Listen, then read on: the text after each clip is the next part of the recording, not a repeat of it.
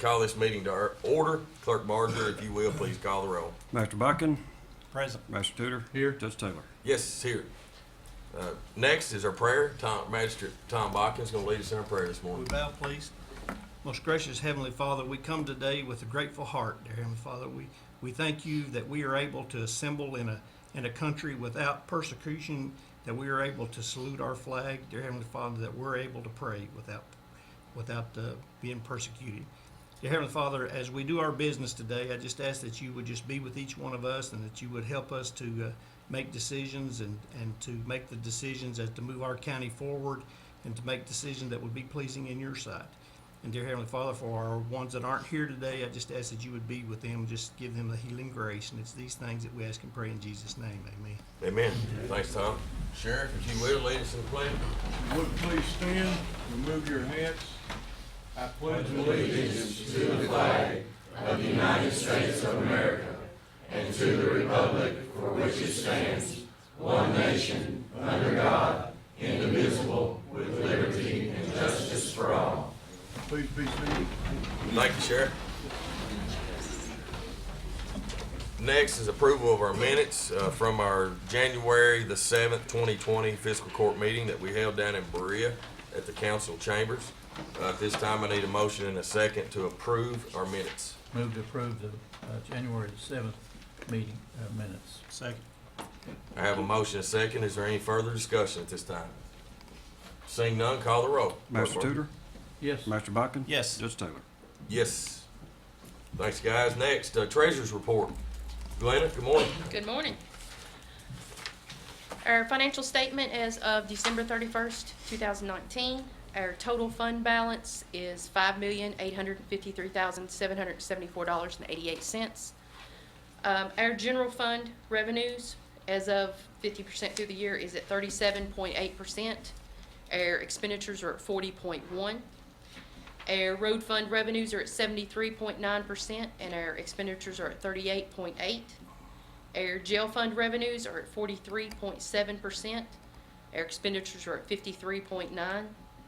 Our LGEA fund, our revenues are at 58.9%, and our expenditures are at 0%. Our CSEP fund, our revenues are at 5.3%, our expenditures are 5.4%. Our 911 fund, our revenues are at 50.1%, our expenditures are at 39%. Our health fund, our revenues are at 43.8%, our expenditures are at 30.5%. 30.5. Yes, sir. Thank you. Does anybody have any questions at this time? This is available to the public in the judge's office, or you can call the treasurer's office, we can get that to you. Okay. Any questions, guys? No. Seeing none. Thanks, Glenn. What about the some advance payments? Is that it's in my packet? Those are, yes, those advance payments are basically we are approving those before we get the money. Those are all CSEP payments, so Okay. they're large payments. We have to ask for be able to pay those when the money comes in, and then we ask for the money from CSEP. When the money comes in, federal monies has to be paid out within 3 days. Right. So in order for us to meet that 3 day, we have to approve them ahead of time before they come in. So is this part of our pay the claims and approve the Yes. transfers at the end? Yes. Okay. The So I don't- claims it that doesn't need were, to be a special- the other claims we're paying are mostly already paid, or will be, not Will paid be, yet, but they yeah. will be paid as of this court. Right. Those claims won't be paid until the money actually hits our account. It's okay. Yeah. But so do I need to vote on this No, separately they're- or part of the? They're part of the Okay. claims and transfers. Sounds great. Thank you, Glenna. Appreciate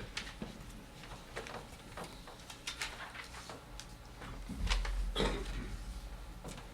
All right, I do want to make an announcement here, just due to everybody's time, and I know that a lot of people in the room are probably here for the sanctuary, Second Amendment, Sanctuary County. And so we've moved it up in the agenda, and on my agenda, we moved it to the top, just to be sensitive of your all's time. You're more than welcome to stay. So anybody that has an agenda out there, you don't see that on the top line, but I am going to move it up to this agenda, or to the top of the agenda. So first today is Resolution 2008. It is the Second Amendment Sanctuary County. It's a resolution declaring Madison County, Kentucky, a Second Amendment Sanctuary County.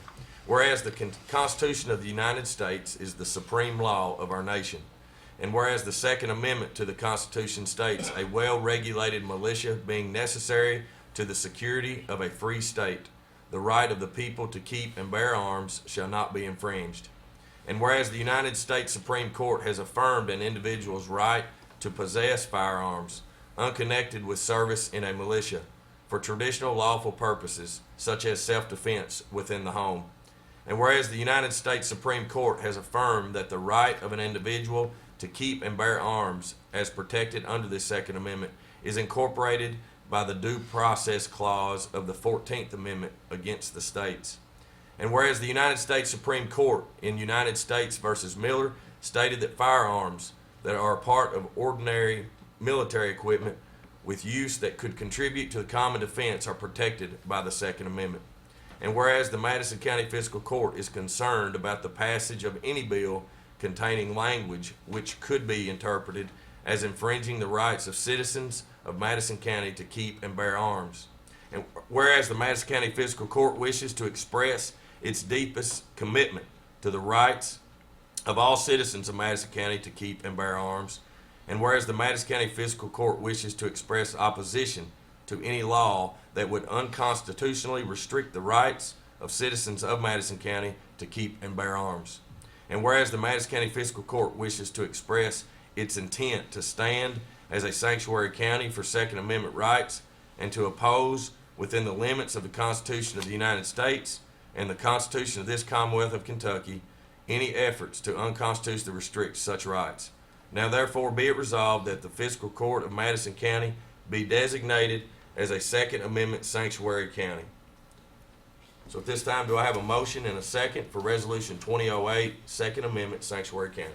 Motion to approve Resolution 2008, Second Amendment, Sanctuary County. Second. I have a motion and a second. Is there any discussion at this time? Seeing none, let's call the roll. Master Botkin? Yes. Master Tudor? Yes. Judge Taylor? Yes. Do y'all all want a picture?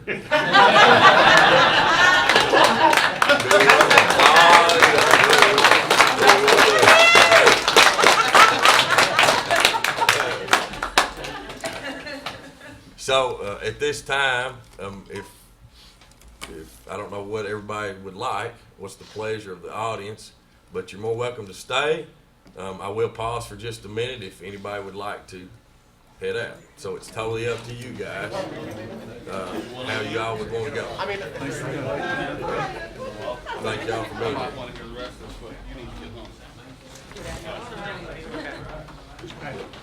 Good to see you, man. Yes, sir. Good.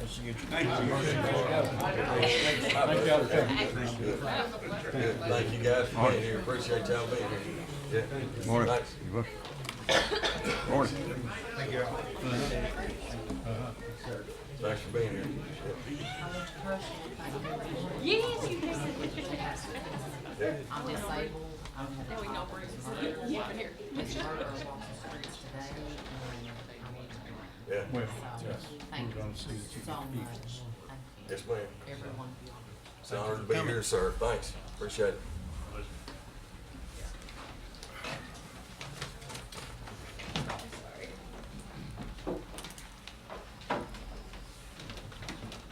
I wish I could have captured your face when you said, take a picture.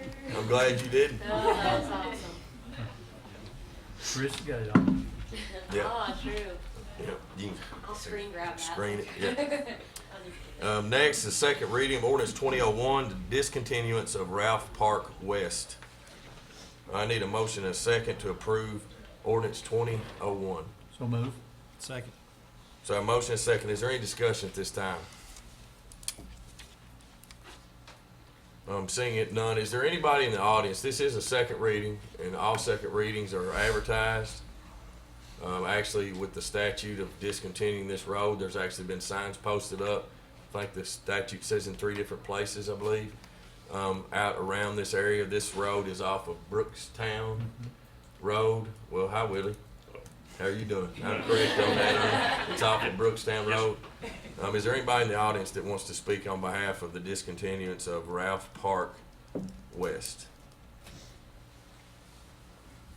All right, seeing none, let's vote on, well, we already have a motion and a second. Let's call the roll for ordinance 2001. Master Tudor? Yes. Master Bucking? Yes. Judge Taylor? Yes. I do want to, Willie, if you want to introduce one of our road commissioners since they're here today. This is Mr. Jimmy Parsons, road commissioner that actually went to physically viewed the road with myself and the other road commissioner, Jimmy Markham. And we're all in agreement with the landowner's request. Yep. That's good. Thank you. Jimmy, thank you for serving. Appreciate you being a road commissioner. And Jimmy Markham too. Jimmy couldn't be here today. Appreciate it. All right. Thanks, guys. Thank you. Next is a first reading of ordinance 2002. This is weight restrictions, county roadways.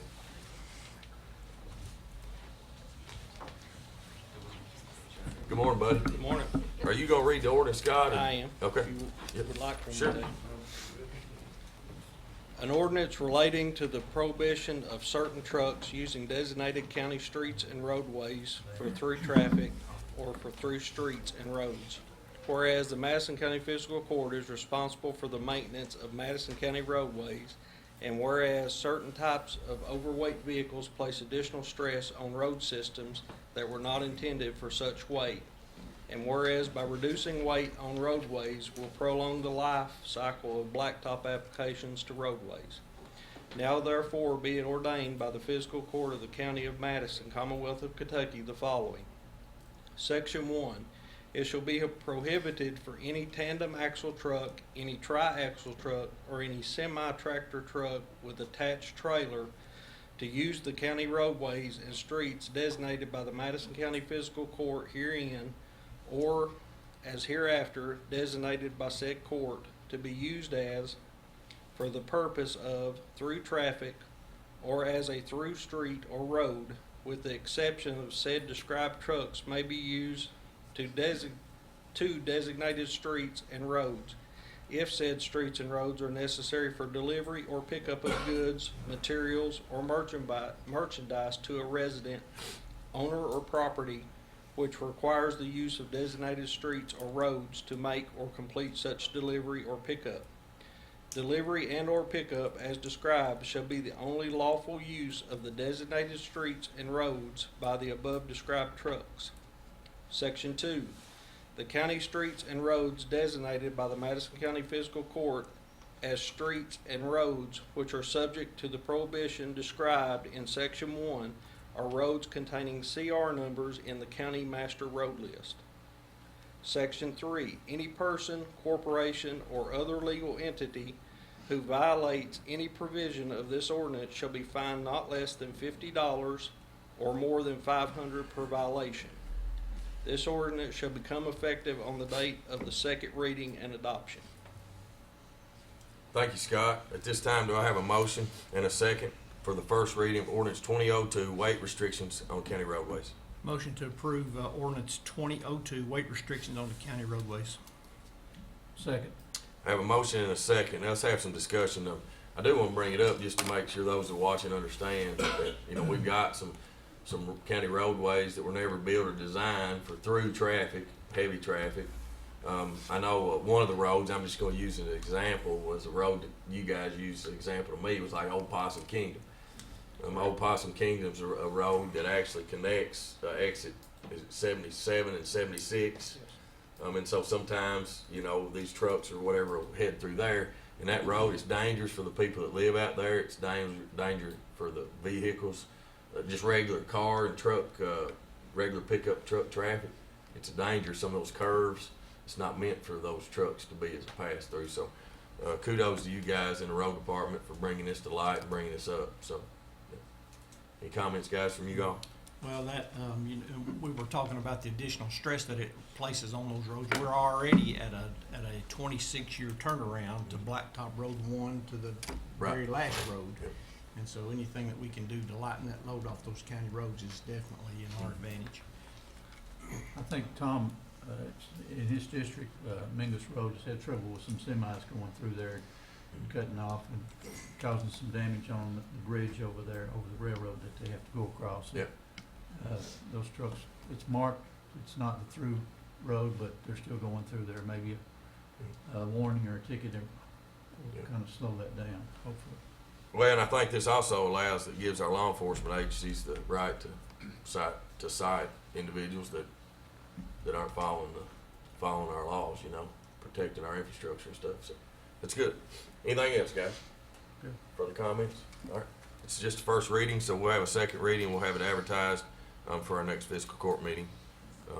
Kenny, if you will, please call the roll. Master Bucking? Yes. Master Tudor? Yes. Judge Taylor? Yes. Thank you. Thanks, Scott. Next, we have next we have a presentation for Rocket Docket funding. Counselor? Judge, thank you. So that our county clerk doesn't fuss at me, I'm making sure my microphone is right in front of me. Please state your name, ma'am. My name. I appreciate you guys allowing me to do this today. It's been about, I think right at a year since I first did the presentation last year on what we were hoping to accomplish with the Rocket Docket and asking the fiscal court for a little assistance in that just for manpower. I went ahead and got some of the data to put together so we can see kind of right where we are at a year. I know I did a small update, I think it was maybe in October. November. Yep. Okay, so we are about 3 months further down and at a full year. Upon pulling the data through, I guess this was January 21st was our last Rocket Docket, actual court docket day. We had 102 cases that have been sent through the Rocket Docket. We still have 15 pending, so they're waiting for their sentencing date, which is how we finalize when they're off the county finances. We had about 70% of that number, so about another 70 cases that made Rocket Docket offers that the defendants just declined them. So we actually looked at making over almost 200 total Rocket Docket offers in the case, but we had 102 take the offers. And for those that don't know, the Rocket Docket system is set for specifically felony cases that by time they're arrested, to kind of help financially expedite them through the system. Most of these cases are for drug-related incidences. By statute, we require everybody who has felony possession charges to serve as part of their sentencing treatment. So the idea is really to get them to treatment faster, rather than holding them, rather than leaving them waiting for their court date. If we can expedite them through the case process faster, we can get them to treatment faster and try to get them that help as needed.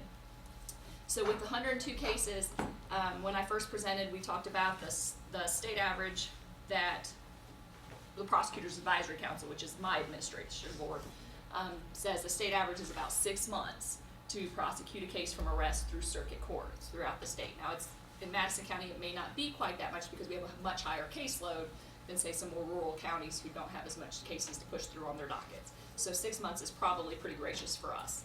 But at 6 months for 102 cases, what normally that would cost for us to house in Mr. Tussey's facility at the jail would be $569,160, so a little over $500,000, a good chunk over $500,000. Our cases, when I pulled all 102 cases, I counted exactly how many days they sat in jail, and then averaged them out for the 102 cases. And it was 20 and a half days per case, is how it came out. And if you do that math at 20 and a half days per 102 cases, what it actually cost us was $64,821. So by doing the Rocket Docket, expediting them through that system, it actually saved us $504,339. Because prior to Rocket Docket, they've been sitting in there on that average of 6 months. We would have done the average, and it would, And that's being conservative, you're saying? Yes. So, so just in a year, we were able to do a $500,000 savings in what it would have cost. Now, it's a little bit harder to see, obviously, that's not a check written to us to balance the books, but it's not money that Glenn is writing out necessarily then to the jail. So that, it, for the first year for that being, I think that's probably fairly good. I mean, $500,000 is a $500,000 whichever way you look at it. And I know that everybody's working hard. The Commonwealth Attorney David Smith and I meet with the Public Defender's Office every Friday to reevaluate cases, maybe some that don't initially take the offers. I know Mr. Tussey's working hard. We've had the commission, Jailer Tussey, trying to figure out some of the resolutions without putting the public safety at risk to see what we can do to help with those jail costs. Not necessarily directly with Rocket Docket, but another thing my office does is kind of administer that deferral program. And we were able to write the fiscal court back that check in November for $35,000 as a way to help with real low-level offenders to keep them from having a conviction on their record doing deferral programs. So I think everybody, all parties, all role players are really trying to do something to help administer that. Chris is distracting me up here, so. Yeah, let's take a pause real quick, Chris. You couldn't make it without your tripod, could you? Just good people who brought it to me.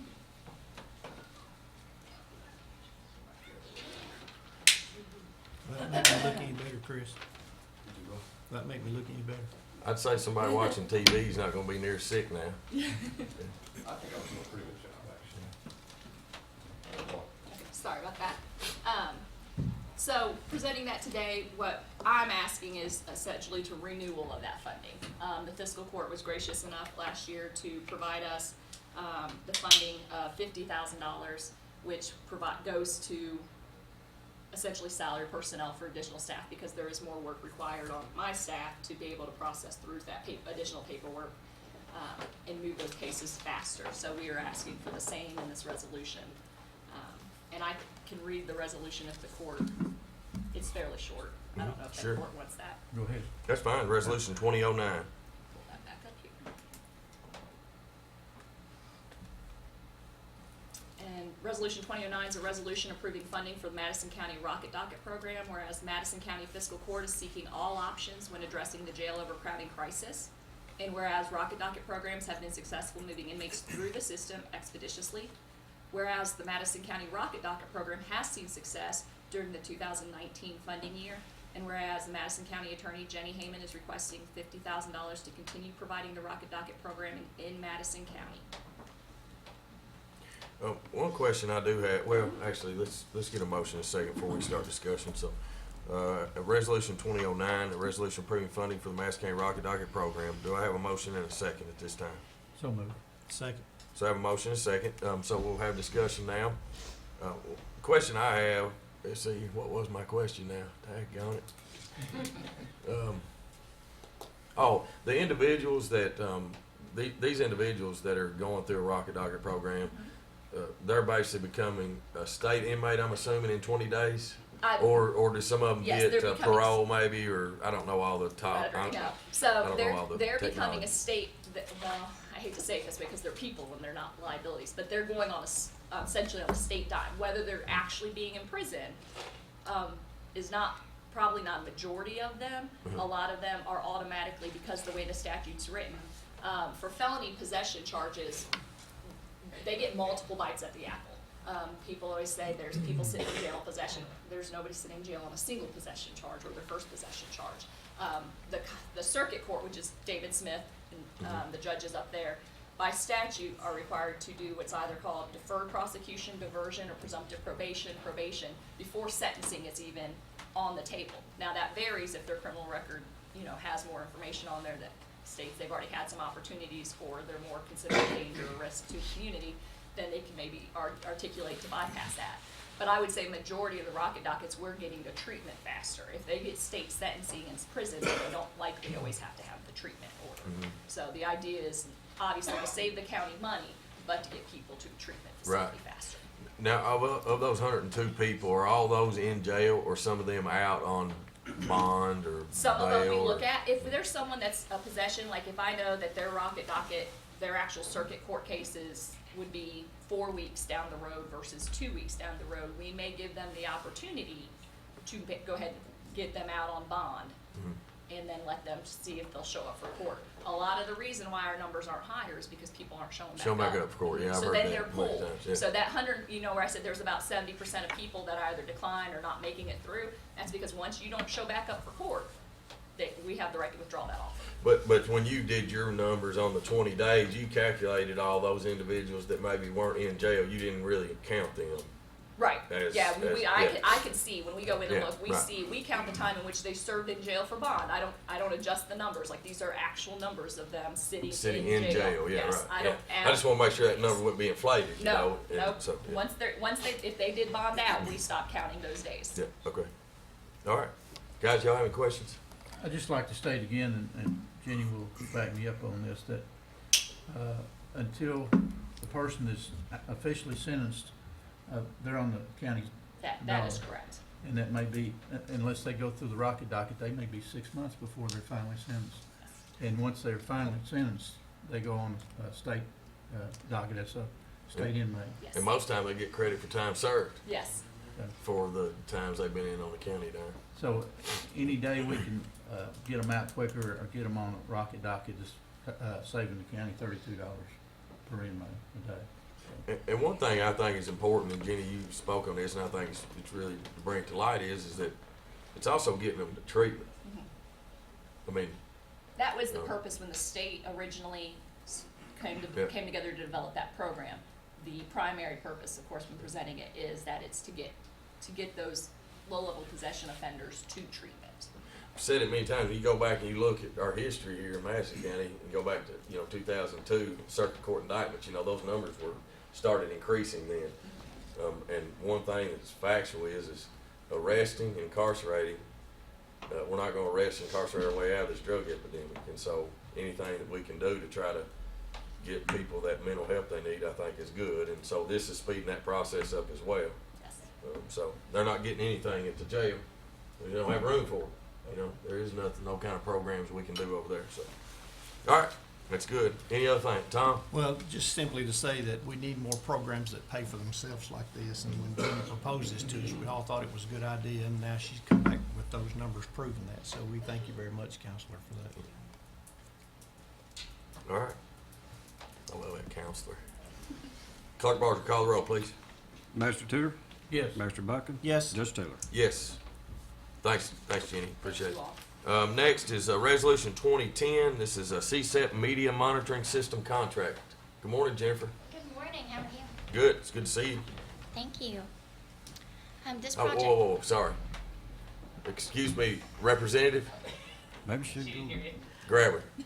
Well, maybe she'll get somewhere to go. Yeah, she needs to come in here. We need to acknowledge her. I was waiting. I didn't want her to leave. I wanted to thank her for being here. Yes, sir. Sorry, Jennifer. No problem. You don't need to leave without being recognized, our representative. We definitely want a Glad picture to of Yeah. her. work with you all and glad Yeah. to do what I can from the state Yeah. level to support what you're doing here, so. Yeah, so I appreciate you being here today, and I think you deserve a recognition, so thank you for the job you're doing in Frankfurt. It's tough times, we all know it, we appreciate the work you're doing. This is our Representative Deanna Frazier.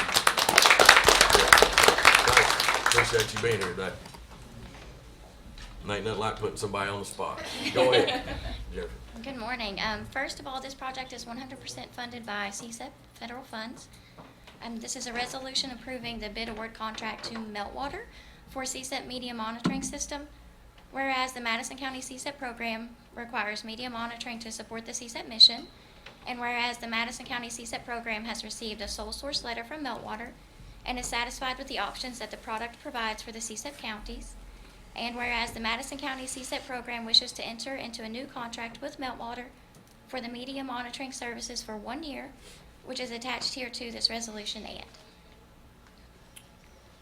Thank you. If I have a motion and a second to approve Resolution 2010, a resolution approving bid award contract to Meltwater for CSEP media monitoring system. So moved. Have a motion, and I have a second. Second. Is there any discussion at this time? You have any questions for Jennifer? Jennifer, was there another bid? Was this the only bid? That was one thing that I did want to discuss today.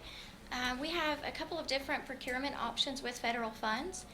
If a vendor is able to prove that they offer a unique product that we cannot obtain from anyone else, then we are able to provide what's called a sole source letter. So that vendor sends a letter identifying the ways that their product is unique or different from anything else that someone else could provide, and that exempts us from having to bid the project. And that's already been done and approved by... Yes, that's already been done. It's already been by approved. FEMA. And we have the sole source letter. Yep. And this is basically a renewal of this product. You've used this before. Actually, we've never used this product before. The 10 CSEP counties combined have what's called a Bluegrass Public Affairs Working Group. They did previously have 2 different products that the community wasn't satisfied with. We weren't able to catch as many of the mentions of CSEP in our 10 individual counties as we would like. This product actually gives us a much more inclusive option and better search as well. Thank you. Any other questions? Did I see somewhere in that contract where is this like a site license? You have a number of users that can use it at any one given time, right? Yes, that's correct. So the amount that we're paying, which is $8,000 per year, gives access to 5 licenses. and Madison County will hold one of those licenses.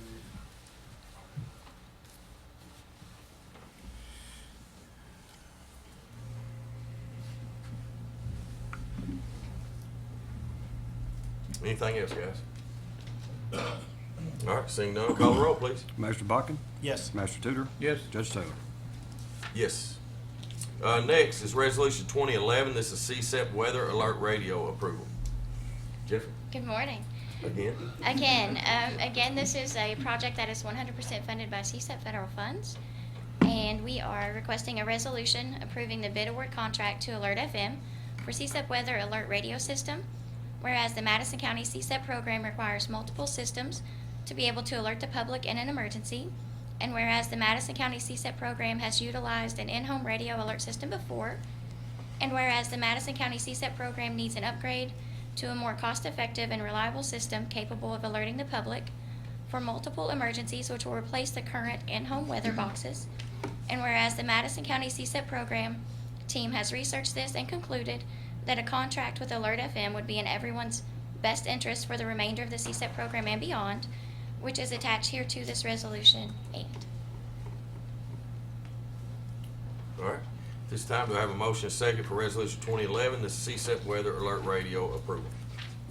A motion to approve Resolution 2010 CSEP Media Monitoring System contract. No, Weather Alert Radio I'm approval. sorry, you're absolutely right. 2011, the CSEP, Kenny, as you will. I already got written down. Thank you. Motion to approve Resolution 2011, the CSEP Weather Alert Radio approval. Second. I have a motion and second. Is there any further questions Yes. or discussion? I got sidetracked thinking about the contract. That's all right. So I didn't see the contract on here this morning, but I did see it yesterday. Do you have the number on the amount of that contract? Because it looked like it was such a huge number, and that public needs to know that's also CSEP funding, that's federal funding for that. yes, absolutely. The amount on the contract is $2,512,500. I believe that is exact, but I will be more than happy to bring that exact amount back to the court. That is 100% funded by CSEP, and this is also less than half of some other options that are out there. So when we were doing research, obviously cost was one of the big things that we were looking at, and we weren't only looking at the initial cost, we were also looking at the long-term cost. This product by far saves us the most money and allows us to reach the most of our citizens at the same time. Jennifer, you would kind of explain what that product does and what we're getting for that? Absolutely. So right now, everyone, most citizens in Madison County have what's called an advisor alert radio. It's a black box that you'll receive NOAA weather alerts from. You would also receive alerts from the Emergency Management Agency if we were ever to issue one. The signal it can be challenging at times, and those radios are very expensive. Those radios are roughly $220 a piece, plus we have to buy replacement batteries. Long term, that isn't a feasible option. What we're looking at right now, the group is called Alert FM. They are the only vendor that has this product available that uses the FM radio waves. The individual home units are about the size of a kitchen timer, and they're $45 a piece. So what we will be able to do during the CSEP program, we'll be able to utilize the FM radio waves and the satellite system that this vendor has already put in place to alert the public. If there were to ever be a CSEP emergency, you can also receive iPause alerts on those, as well as NOAA weather alert radios. Once CSEP ends, as we all know, we're working towards an end. Once CSEP ends, those units will maintain their function as far as a NOAA weather alert radio, and the Emergency Management Agency on behalf of the county would still have the opportunity to send iPause alerts or golden alerts if we had a need to do so. Did that answer your question? So are these new devices that go along with the NOAA radios that we already have? So the radios that we have right now, we will discontinue those. They're very expensive to replace, and they're expensive to replace the batteries and maintain. So the old radios right now will eventually go away, and we will only have the smaller units. The small units that are for homes, they do have a wall adapter. They also run on a AA battery, which most of us replace throughout the year as we go. Those items, hopefully, people will be more likely to use them because they aren't as cumbersome. The current advisor alert radios that we have right now take up quite a bit of space. It can be extremely difficult to get a signal depending on the type of structure that you're in. So a lot of people don't want this big bulky box sitting in their windowsill. So our hope is that the smaller unit, which will be reliable based on our FM radio stations, is that the direction that we're going to move in the future. So you're proposing distributing basically 40,000 of Yes. these to the community? Yes, that's correct. Did you get a demo? The vendor Seen had, them? yes, we have seen them. So the vendor came up a few months ago. We wanted to make sure that cost-wise they were the best option before we ever presented to the court. They are online. Anyone can go to the alert. If you go to Google and Google Alert FM, you can see the units there. You will also see a larger wall-mounted box. Those we plan to use in larger facilities, hospitals, and schools to increase the signal for them there. The only reason I'm asking, Jennifer, there was a weather alert one time, and I just happened to be sitting by the radio when it went off for severe weather. Mhm. It had to be. You've been just, well, stuck a tin can up, been talking on two ends of it. I mean, the sound, it was horrible. And I mean, that's not the system's fault per se, but where it's transmitted from, I mean, it was just a terrible signal, so I hope that works better. A lot of those issues we're hoping to get away from because they use so many different FM radio stations. Yeah, thank you, Jennifer. One of the things I want the court to know and the community as well is that, we're having meetings quite often talking about post-CSEP and what that's going to mean to us from a financial standpoint in the county, what it's going to mean to the citizens. This CSEP program and all that federal money has created a new standard, compared to what a lot of our like counties are with our infrastructure that we have and those services that the emergency radio systems and stuff provide. It's a Cadillac system. And so with obviously our tax base and the revenue that we have coming in, we don't have the money to be able to withstand and keeping all that infrastructure up. And so, we're always looking at when it's time to replace something in the program that needs to be replaced. We're always thinking post-CSEP, what does this mean to us and the taxpayers of Madison County, and what can we afford? And I appreciate your all's due diligence, Jennifer and Dustin, in really researching and finding out something new, because it's really good, and it's where we need to be. So, and we had these conversations, 6 months ago, Yes. right? Yes. And so, with the program, it takes a while for it to trickle down until we actually approve something. But I want the court to be confident knowing that we are working towards the post-CSEP goal of making sure whatever we have in place is something that we can afford. So. It's also deceiving too, whenever you just randomly pick up the county budget, you see $70 million, and the majority of that money belongs to CSEP. Yeah. Mm-hmm. I think 44 million this year. Yeah. So. Thanks, Jennifer. Thank you. Clerk Barger, call the roll, please. Master Tudor? Yes. Master Bucking? Yes. Judge Taylor? Yes. Next is some personnel, Planning and Codes Department. Bert? Good morning, buddy. Good morning. Do you have one of them first on your list? I don't know which. It doesn't matter. Okay. Before I make these recommendations, I just want the court and everybody to understand that these positions are replacements. They're not new positions. We've had in the last few months one that we've lost for retirement, and a little more unexpectedly we've lost one that went on to do other things. So these are just replacements for those two positions. We've been scrambling for the last couple of weeks trying to keep up, and we're glad to get some help in there. Anybody that's been in the office for the last couple of weeks knows that Marty and I don't need to be doing filing and paperwork. We won't be able to find anything by the time all this is over. But anyway, with that being said, we had an interview committee of the deputy judge, Colleen Cheney, Angel Powell, and myself that did these interviews. Based on those interviews, I'd like to recommend that we hire Kinsey Rohrback for the position of Office Assistant 1. The salary will be $12 an hour, and the start date will be February 13th. February 13th. He's with us this morning.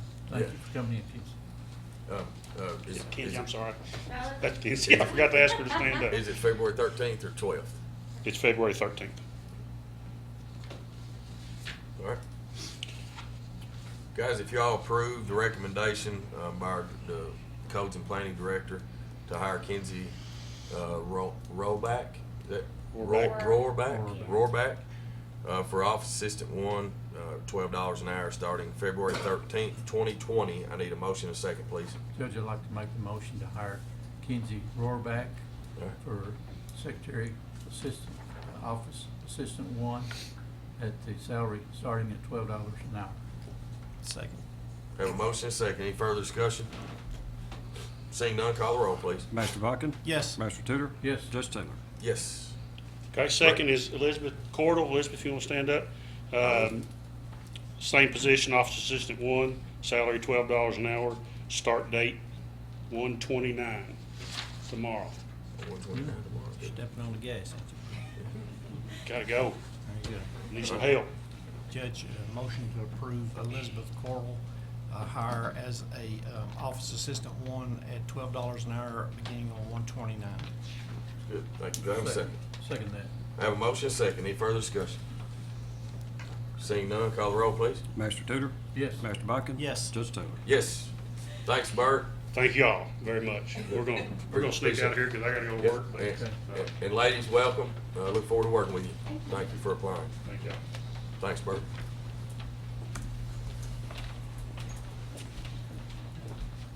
See you,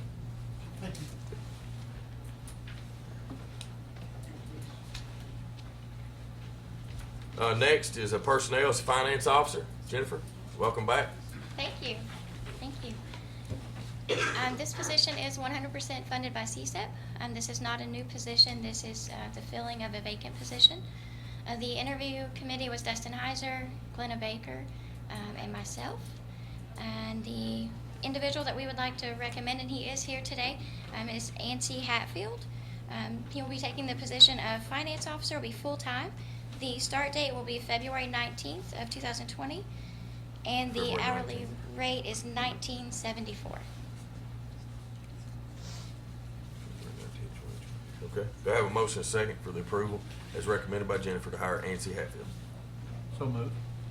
Second. I have a motion and a second to hire Ancy Hatfield as finance officer starting at $19.74 an hour, and also start date be February 19th, 2020. Any further discussion? I'd just like to say, I've said before, Judge, that it's good to have the individuals come in when we're hiring somebody and get to see them face to face and know that who we're gonna be working with. And look like Mr. Hatfield has plenty of experience in the finance department, and look forward for him coming on board. Look forward to it. Absolutely. And I'll add to that just a little bit. You know, this goes back to our process, and our process of finding good quality applicants. And so I love our process. So it gives everybody equal opportunity, which is good. All right, call the roll, please. Master Buckin? Yes. Master Tudor? Yes. Judge Taylor? Yes. Thanks, Jennifer. Appreciate Thank it. Ancy, thanks for being here. Appreciate it. Next is judge's report. Today's judge report, I have a few things I want to talk about and announce. First off is our Brea Mayor, Bruce Fraley, will be giving his 2020 State of the City address on January 30th at noon at Churchill's. And I think that's this coming Thursday. If you're interested in tickets for Mayor Fraley's State of the City, contact Brea Chamber of Commerce. Then our Richmond Mayor, Robert Blythe, will be giving his 2020 State of the City address on Thursday, February 8th. And that'll be a breakfast. That'll be 8 a.m. and that'll be at EKU Perkins Building. If you're interested in that, contact the Richmond Chamber of Commerce. The Madison Community Band's 2020 Winter Concert will be Saturday, February 15th at 7:30 p.m. and that will be at the First Baptist Church on the EKU bypass. The Richmond Chamber of Commerce's 2020 legislative trip to Frankfort will be Tuesday, February 25th. Please contact the Richmond Chamber of Commerce to make your required reservation or for more information about that day. Also, Madison County Courthouse and its related offices will be closed on Monday, February the 17th, 2020 for President's Day. Our offices will reopen on February the 18th at 8 a.m. This last thing I want to talk about is I want to make sure everybody's sort of listening because it's very important for the the next decade of our community. But the 2020 census count is actually starting, this year, and we're looking to put together a count committee. I've asked our PVA, Billy Ackerman, to sort of head up the count committee, trying to put people together so that we can really make sure that our numbers are as accurate as possible.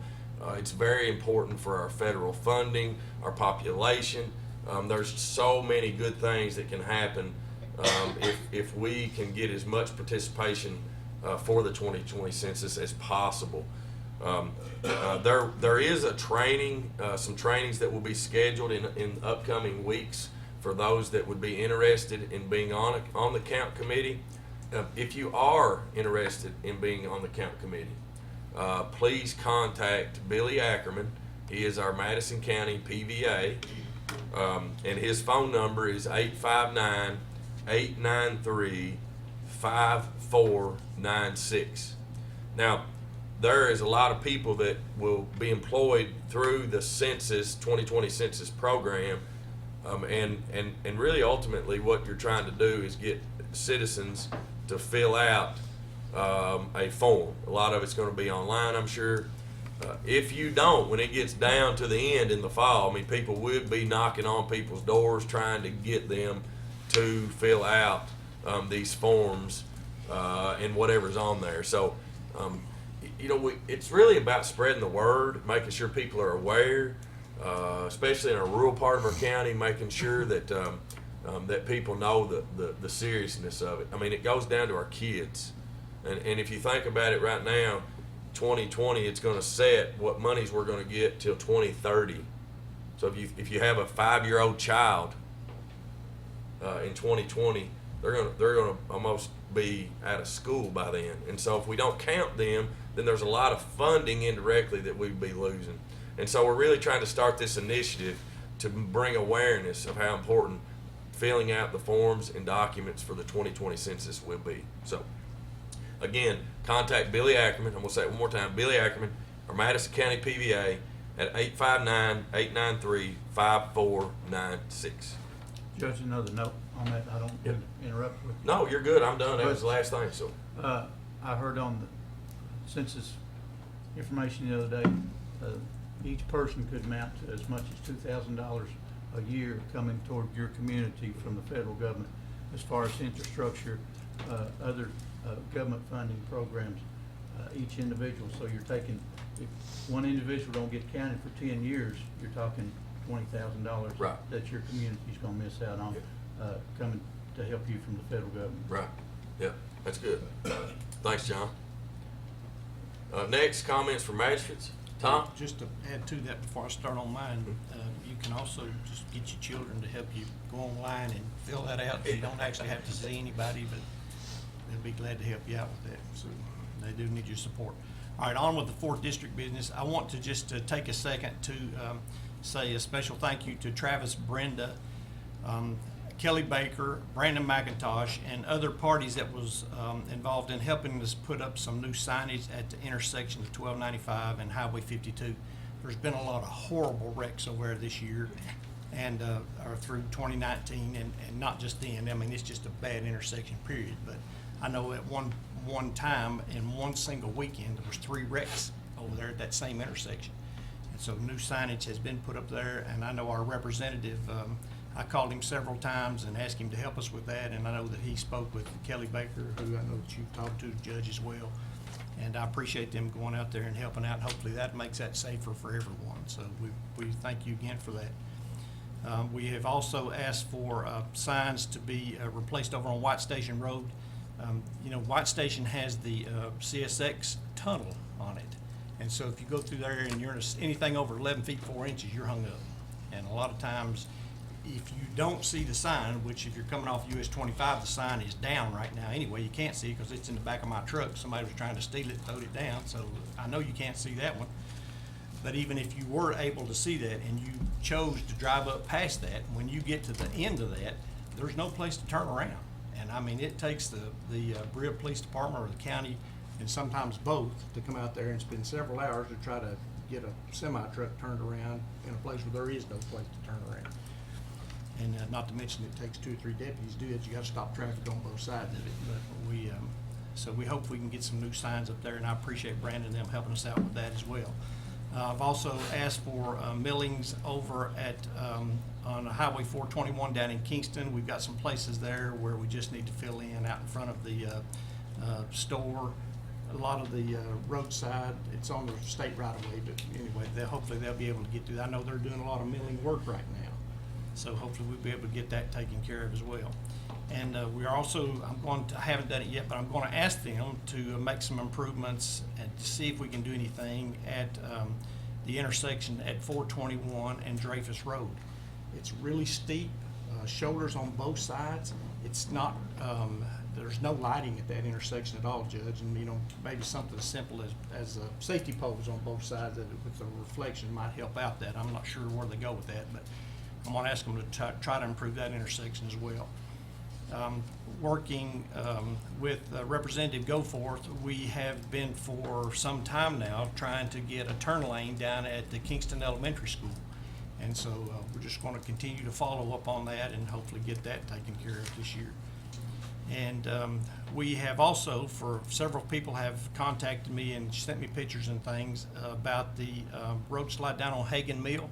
And we have asked for discretionary funds for the repair of that. And I was told this morning that we don't have those funds, haven't been approved yet, but we are aware of it. Please be careful when you go through there. That's barreled off at one lane. So just take your time and be patient when you go through there. Also on, I think you were alluding to it, but for us in the Kentucky Magistrates and Commissioners Association, on February the 20th is our legislative day. And John and I'll be going up. Of course, Roger and Larry not here. They always try to go and attend that. Judge, if his calendar goes, he was there last year. And we get the opportunity to then go to Frankfurt and talk to our legislators about things that, House bills, Senate bills that are in front of them now, and things that are important to us. So, if you're watching that, if you're watching bills or you see things that you would like to have passed through that, you can contact any of us, and we can, while we're up there, talk to them about those things as well. Judge, that's it for me. Anyone needs me can reach me at 200-9765. Thanks, Tom. Appreciate it. John? Tom already hit on a couple of things I was going to mention about the legislative day and so forth. I'd just like to remember Larry and Roger not being here and keep them in your prayers. They've been sick and out today. Hope, wish them well. After confirming the Second Amendment in court this morning, I think it's fitting that we remember a little bit of history. On January the 27th, over 75 years ago, the worst Holocaust in history occurred in Auschwitz, Poland. More than 1 million Polish Jewish individuals were innocently murdered by the German army. I'd just like to take a moment when I give the direction, along with remembering all of our soldiers, men and women, have served throughout the years to make this country the safe place that it is, and have fought to keep us free. So if you would, just please bow your heads for a moment of silence, please.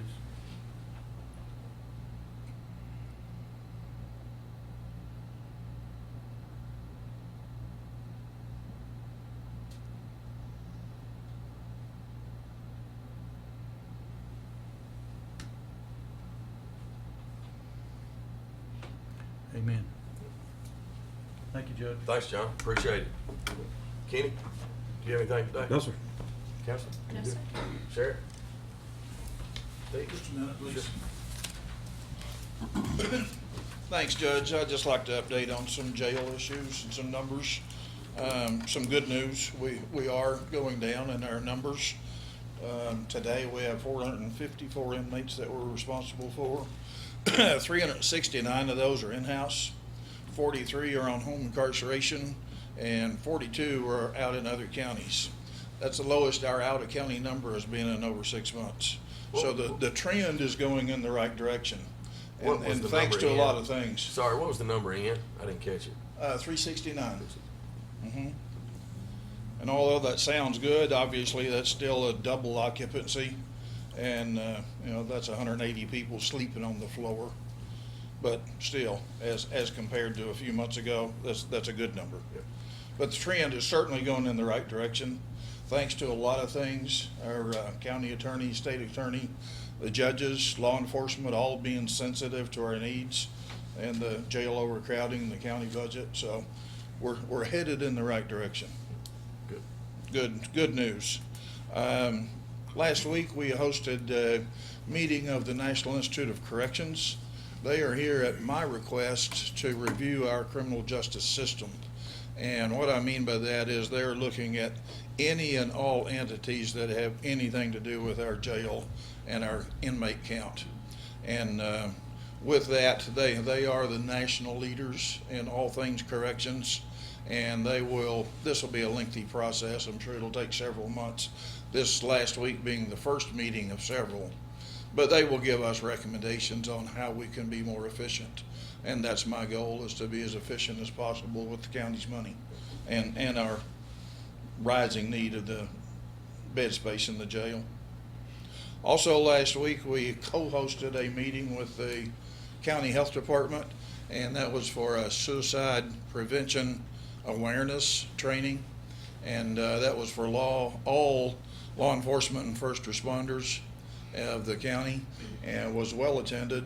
And suicide prevention in first responders is critical because they are the #1 suicide people right now. Actually, correctional officers is #1, even ahead of veterans.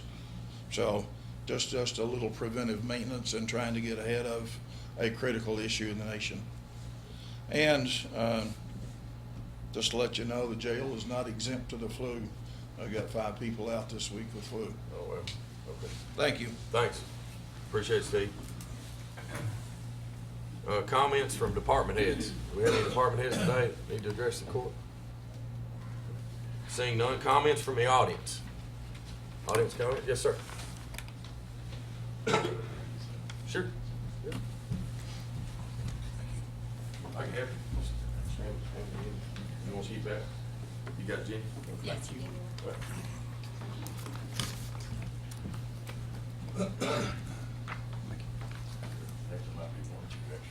Yeah, there. There you go.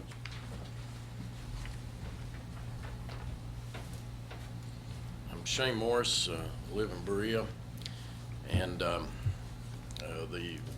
papers I've just given you there's a resolution on top. Of course, you've passed a resolution, but this is still something I want to direct your attention to. If you notice the last whereas, there is a listing of federal case law that, before I make my remarks, I want to direct your attention to, because what I'm going to suggest to the fiscal court is not just my opinion. It is this is coming from the U.S. Supreme Court. There have been some who've cynically suggested that the resolution effort that is sweeping through Kentucky County fiscal courts is really aimed at just placating people, satisfying them, and they'll go away. But I trust my home county's fiscal court is not doing that.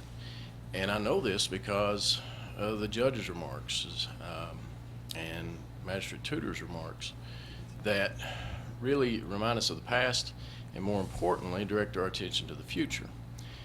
Now, the resolutions have no force of law. The Madison County Fiscal Court, or any fiscal court, may pass a resolution declaring themselves masters of the universe, but it's not worth the paper it's written on. There is, however, something that fiscal courts can do that would truly help preserve our Second Amendment rights, and that's the passing of an ordinance, which you'll see, turn over there after that initial first page there.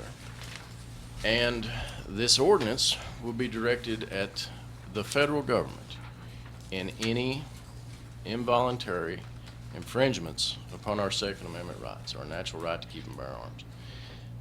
The states form the federal government. The federal government did not form the states. You've got to be careful. There's at least one county that is in hot water, and if you look at the ordinance they passed, they deserve to be in hot water because they have involved themselves in nullifying state and federal law. That's one of my concerns with calling a resolution a sanctuary. I hope and pray no one left this room today or will read about this or see this on television that will take at its word that Madison County is a Second Amendment sanctuary. They could be setting themselves up for getting a federal felony if they take that at its word. But with this ordinance, it would clearly state that Madison County officials and no resources of Madison County may be used in the enforcement of federal laws which involuntarily infringe upon the individual's Second Amendment rights. You and I, all the time, voluntarily agree to have our Second Amendment infringed upon. Anytime you fill out federal paperwork to buy a firearm, you're voluntarily allowing your Second Amendment rights to be infringed. A tax stamp for a Class 3 item, there's all sorts of things we voluntarily agree to. However, if God forbid there is a Bernie Sanders presidency in any country that would elect Barack Obama twice as capable of anything, their number one desire is so-called a federal universal background check law. What is that? What that really is banning the private sales of firearms. That has existed in this country since 1791. If you pass an ordinance that says we will not engage in the enforcement of federal law or use any resources, now the feds are more than happy to take your help, and the sheriff will tell you and anyone else involved in law enforcement, you can agree to help the feds enforce federal law depending upon who the chief executive is.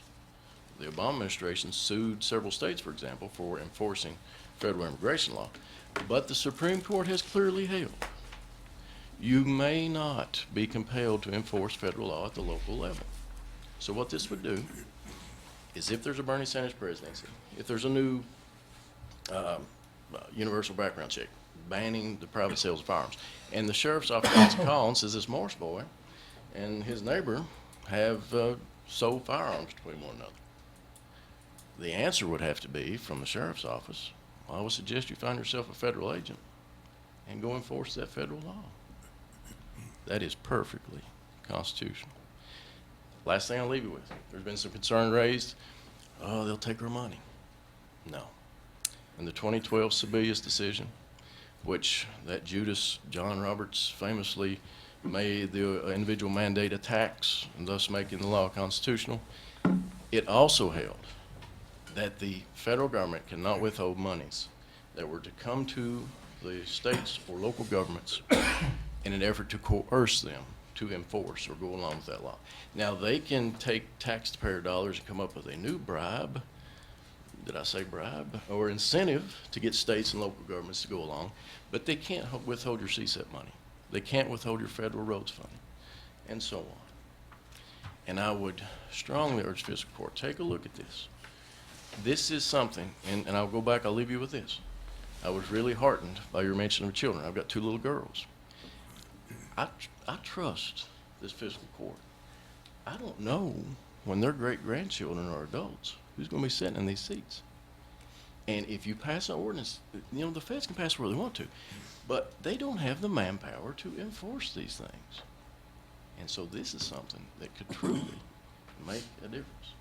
And I appreciate your time. Hey, will you state your name, please? Shane just Morris. For the Shane Morris. Brilliant. And Shane, would you maybe put your phone number at the top of this, just so I have a way to contact you? Yes, sir. Appreciate you coming in today. You know, Mr. Morris, my son's a police officer in Berea, and many times I have pondered, and my nephew just retired from KSP, but many times I've pondered, well, what would that be like if my son showed up the door and asked for my weapons? And I'm gonna follow up on that point. Right now, the state legislature is considering a law that would require local law enforcement, and everybody's aware of this, to enforce federal immigration law. The state has the power to do that. This ordinance, though, would, once again, it's tailored very narrowly to the federal government. Now, if the state of Kentucky passes a piece of legislation that says all local governments will enforce all federal firearms laws, that's when the ballot box comes in, because they would politically be dead men walking if they did that. And so this works within the framework of, this wonderful system that we have. I encourage you. Yeah, thanks, Shane, sir. appreciate it. Thank you, sir. Thanks a lot. Anybody else from the audience?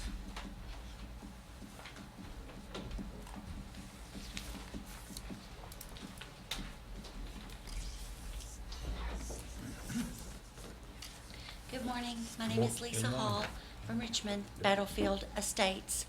The reason I'm here this morning was I thought we were going to do a public reading of the hydrology study today. We were invited back for that. And that Mr. Jackson would be here from the engineering group today, was my understanding. That was from the previous fiscal court meeting, but Yes, due sir. to some legalities with the lawyers, we're not doing that. And I'm sorry if you didn't get that message. I didn't get that message. The message was sent out, I'm pretty positive, because there's nobody else here from those 6 houses.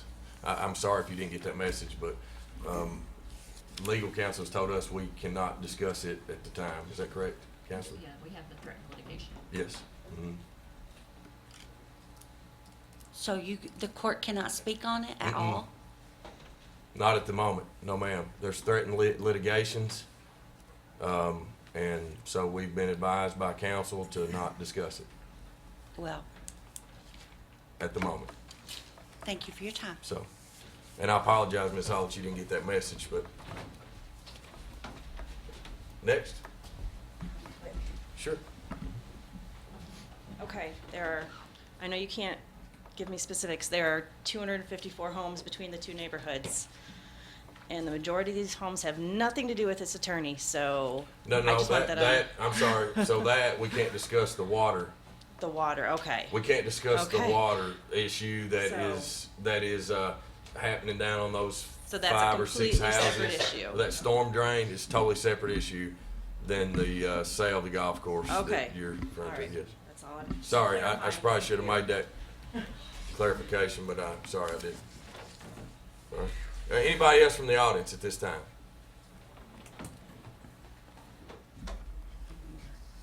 Anybody else? All right, seeing none, I need a motion to pay the claims and approve the transfers. So moved. Second. I have a motion and a second. Call the roll, please. Master Tudor? Yes. Master Bucking? Yes. Judge Taylor?